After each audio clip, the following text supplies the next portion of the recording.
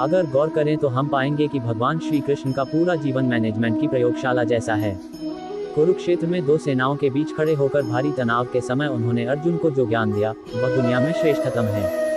गीता का जन्म हुआ युद्ध के मैदान में दो सेनाओं के बीच। जीवन की श्रेष्ठतम बातें भारी तनाव और दबाव में ही बाहर निकलती हैं।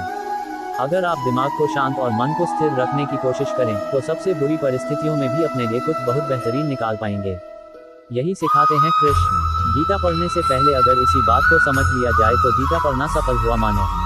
श्री कृष्ण का जीवन ऐसी ही बातों से भरा पड़ा है। जरूरत है नजरिए की। उनका जीवन आपके लिए माइथोलॉजी का एक हिस्सा मात्र भी हो सकता है और आपका पूरा जीवन बदल कर रख देने वाला ज्ञान भी।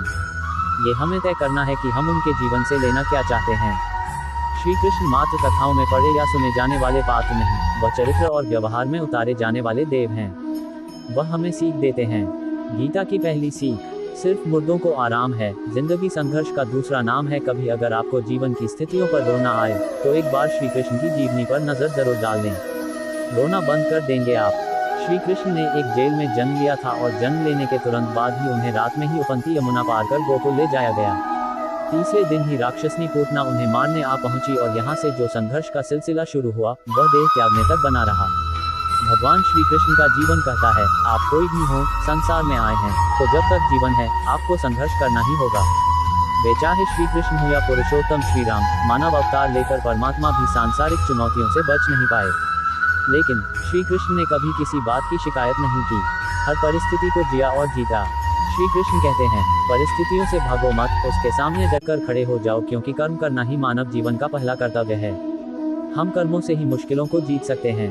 गीता की दूसरी सीख, शिक्षा वही जो अज्ञान घटाए, कौशल बढ़ाए। श्री कृष्ण ने अपनी शिक्षा मध्य प्रदेश के उज्जैन में सांदीपनि ऋषि के आश्रम में रहकर पूरी की थी। कहा जाता है कि 64 दिन में उन्होंने 64 कलाओं का ज्ञान हासिल कर लिया था। वैदिक ज्ञान के अलावा उन्होंने कलाएं सीखी। शिक्षा ऐसी ही होनी चाहिए जो हमारे व्यक्तित्व का रचनात्मक विकास करे। संगीत, नृत्य, युद्ध सहित 64 कलाएं कृष्ण के व्यक्तित्व का हिस्सा बनी। अगर आप विद्यार्थी हैं तो खुद को सिर्फ किताबी ज्ञान तक सीमित ना रखें। अपने कौशल पर ध्यान दें। हरफनमौला बने। अगर आपके बच्चे स्कूल में पढ़ते हैं तो उन्हें अपने व्यक्तित्व को कौशल समृद्ध करने को प्रोत्साहित करें। उनमें कोरा ज्ञान ना भरें। उनकी पढ़ाई ऐसी हो कि उनकी रचनात्मकता को नए आयाम मिलें। गीता की तीसरी सीख है, प्रेम बचा रहेगा शेष, रिश्तों में करें निवेश। कृष्ण ने जीवन भर कभी उन लोगों का साथ नहीं छोड़ा जिनको मन से अपना माना।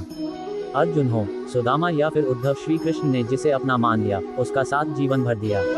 रिश्तों के लिए उन्होंने कई लड़ाइयाँ लड़ी और रिश्तों से ही कई लड़ाइयाँ जीती। उनके जीवन का सीधा संदेश है, सांसारिक इंसान की सबसे बड़ी धरोहर रिश्ते ही हैं। अगर किसी के पास रिश्तों की थाती नहीं तो वह इंसान संसार में अच्छा जीवन नहीं जी सकता।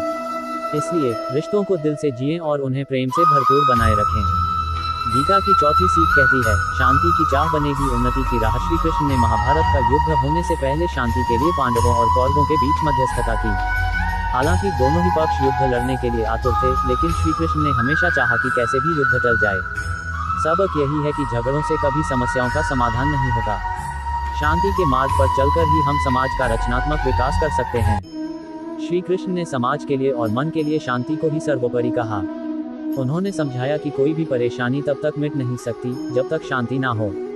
शांति से ही सुख मिल सकता है, वह चाहे वैयक्तिक हो या समाज की। शांति से ही उन्नति संभव है। गीता की पांचवी सीख, तात्कालिक आवेश में लोच, जरूरी है दूरगामी सोच। महाभारत की कहानी में जुए की घटना के बाद पांडवों को वनवास हो गया। तब श्री कृष्ण ने दूरदृष्टि दिखाते हुए अर्जुन को समझाया कि यह समय जाया करने के लिए नहीं बल्कि भविष्य के लिए तैयारी करने का है। उन्होंने सबको महादेव शिव, देवराज इंद्र और देवी दुर्गा की तपस्या करने के लिए कहा। श्री कृष्ण जानते थे कि दुर्योधन को कितना भी समझाया जाए वह पांडवों को कभी उनका राज्य नहीं लौटाएगा। तब अपना हक पाने के लिए शक्ति और सामर्थ्य की जरूरत होगी। कर्ण के कुंडल कवच पांडवों की जीत में आड़े आएंगे, ये भी वे जानते थे। उन्होंने हर चीज पर बहुत दूरगामी सोच रखी। कोई भी फैसला तात्कालिक आवेश में नहीं लिया। हर चीज के लिए आने वाली पीढ़ियों तक का सोचा। यही सोच राष्ट्र और समाज का निर्माण करती है। गीता की छठवीं सीख, मन की शांति रहे चिर, दिमाग रहे स्थिर। श्री कृष्ण को क्रोध दिलाने वाली, उन्हें अशांत करने वाली घटनाएं बार बार हुई। शिशुपाल पांडवों के राजसूय यज्ञ में कृष्ण को अपशब्द पर अपशब्द कहता रहा। छोटा भाई था लेकिन उसने मर्यादाएं तोड़ दी। पूरी सभा चकित थी, कुछ क्रोधित भी थे, लेकिन श्री कृष्ण शांत रहे, मुस्कुराते रहे।